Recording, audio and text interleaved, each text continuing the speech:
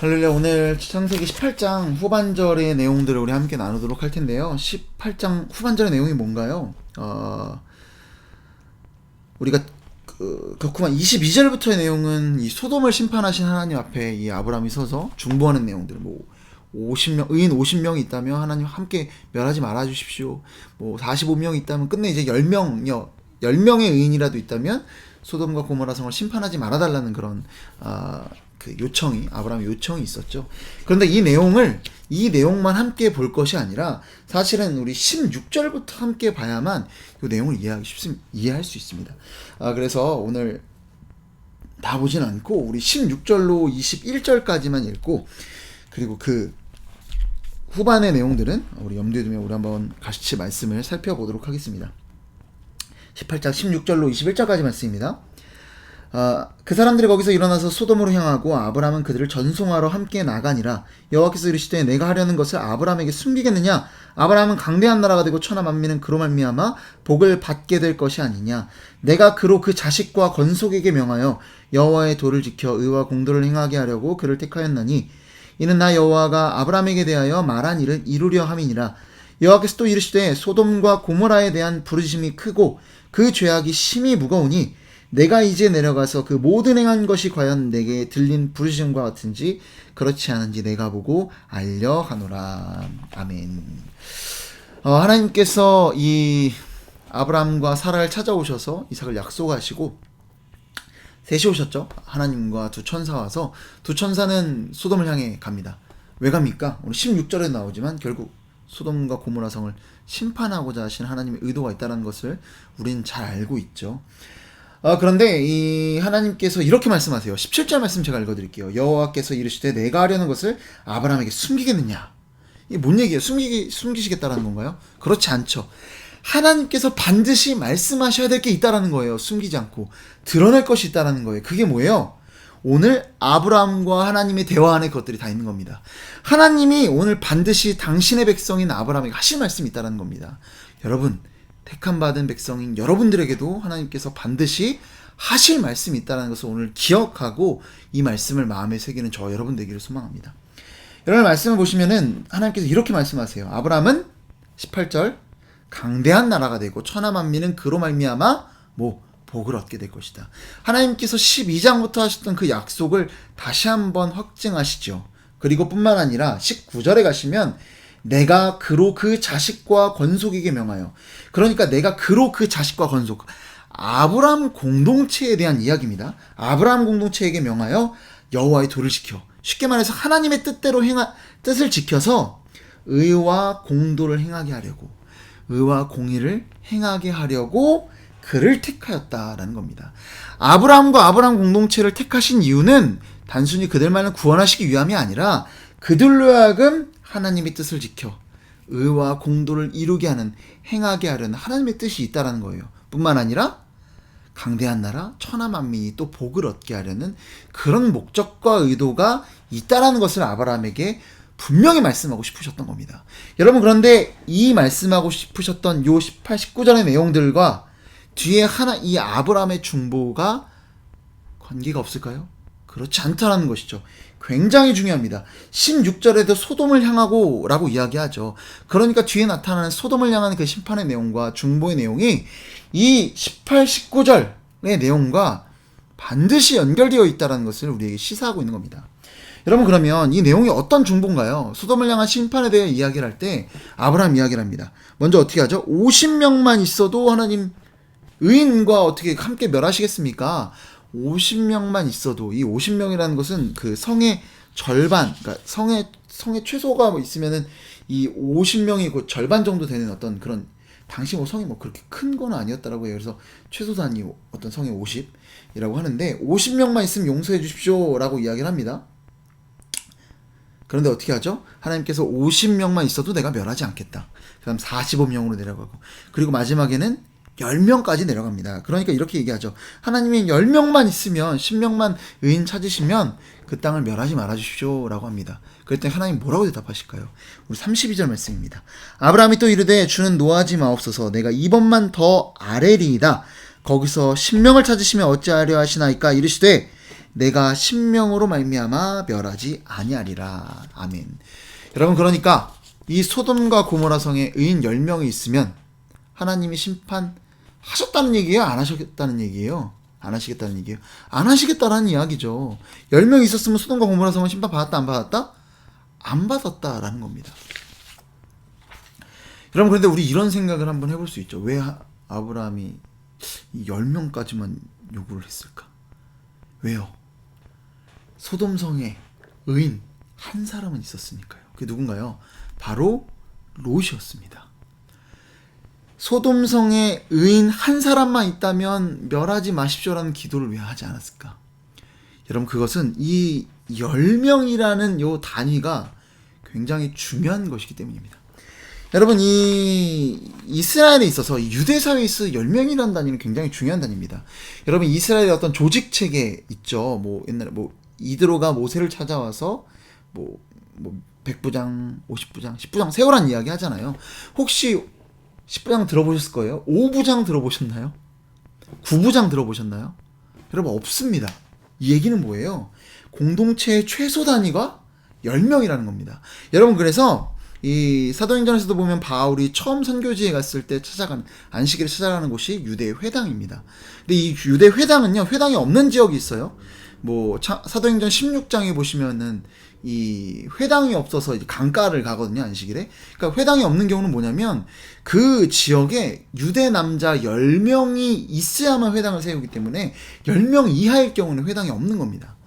여러분, 그러니까 이 10명이란 단위는 뭐냐면 이스라엘에 있어서 공동체의 최소 단위를 이야기하는 겁니다. 그러니까 아브라함의 얘기는 뭐냐면은요, 하나님, 소돔성에 하나님의 백성 한 사람이라도 있으면 심판하지 말아주세요가 아니라, 하나님, 이 소돔성에 하나님의 백성 공동체가 하나라도 있으면 그 땅을 멸하지 말아주십시오라고 요청하고 있는 겁니다. 이거 바꿔 말하면 뭡니까? 하나님, 소돔에 하나의 교회라도 있다면 멸하지 말아주십시오. 하나님도 이렇게 대답하시는 거죠. 소돔에 교회 하나가 있다면 나는 그 땅을 멸하지 않겠다라고 말씀하시는 겁니다. 여러분, 그래서 여기서 중요한 게 뭐예요? 의인 한 사람 롯은 있었지만 심판이 임했습니다. 하지만 10명 있었다면 그곳에 심판은 없었다라는 거예요. 뭐가 중요하다는 겁니까? 의인 한 사람이 아니라 최소 단위의 공동체, 즉 교회가 있어야 된다는 겁니다. 여러분, 앞서서 이 17절, 아까 17절 말씀드렸죠. 이게 하나님이 아브라함에게 반드시 숨기지 않고 드러내 말씀하고자 하셨던 그 말씀의 내용들이 18, 19절의 내용, 천하 만민이 그로 말미암아 복을 얻게 되는 것, 그리고 여호와의 도를 지키는 아브라함 공동체, 그리고 의와 공도를 행하는 그 공동체, 하나님이 택하신 백성, 이것이 뭐와 관계가 있다는 거예요? 이 의인 10명과 관계가 있어야 된다는 겁니다. 하나님께서 아브라함에게 말씀하시는 거예요. 너를 통해 천하 만민이 복을 얻게 할 것이고, 그리고 너는 여호와의 도를 지켜, 너와 너의 자손들은 여호와의 도를 지켜 의와 공도를 행하라. 그것은 곧 뭐냐? 너가 가는 곳마다 교회를 세우는 것이, 의인 10명을 세우는 것, 곧 교회를 세우는 것이 바로 이것이다라고 말씀하시는 겁니다. 여러분, 그렇습니다. 반드시 교회가 있어야 됩니다. 여러분, 한번 생각해 볼까요?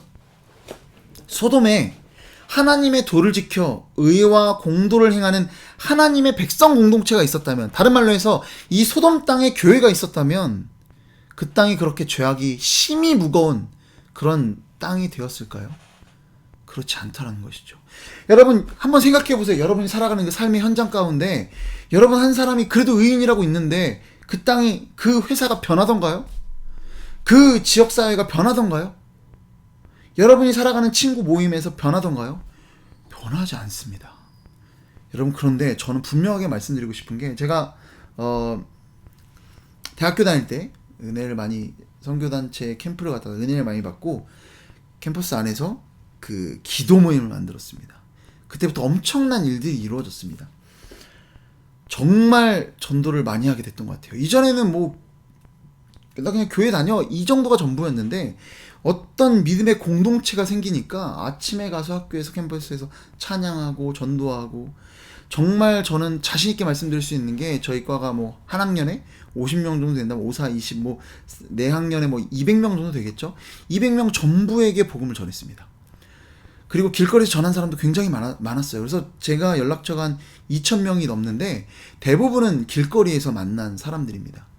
전화번호를 받았다는 것은 더 많은 사람들을 만났다는 거죠. 저는 이걸 분명히 말씀드릴 수 있는 게 저 한 사람이었으면 아무것도 못했을 텐데 믿음의 공동체를 이루니까 정말 놀라운 일들이 벌어지기 시작하더라는 겁니다.